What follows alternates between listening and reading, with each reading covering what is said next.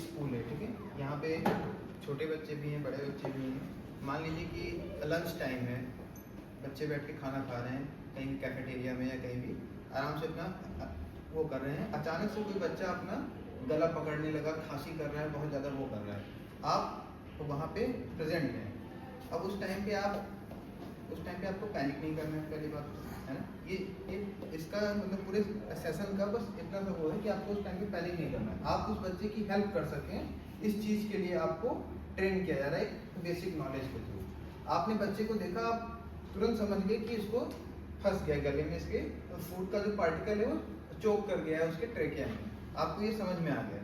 अब आप दो ऑप्शन है, अगर आपको ये चीज़ का पता नहीं चला तो आप यहाँ से भागेंगे, किसी को बुला के लाएंगे, फिर वो किसी को बुला के लाएगा, फिर कोई हॉस्पिटल कॉल करेगा, तब तक बच्चा अनकॉन्शियस हो जाएगा। अगर आपको इस चीज़ की नॉलेज है, जो भी इतना सारा आपको मैनुअल बताया गया, सारी चीज़ें बताई गई, अगर आपको नॉलेज है तो आप तुरंत बच्चे के पास जाएंगे और तुरंत उसको जो मैनुअल सर ने बताया वो परफॉर्म करेंगे। या फिर ये भी आपको नहीं समझ में आया तो आप कम से कम उसको बैक ब्लोज तो प्रोवाइड कर सकते हैं बच्चे को, मे भी फूड पार्टिकल तुरंत ही निकल जाएंगे। क्योंकि ब्रेन की सेल्स अगर एक बार उनको ऑक्सीजन नहीं मिला, एक बार ब्रेन की सेल्स डेड हो गई तो दोबारा वो रीजनरेट नहीं होती है, ठीक है।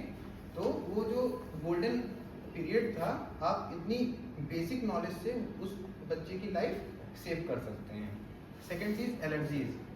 बच्चों में आजकल एलर्जीज तो बहुत ज़्यादा ही कॉमन है।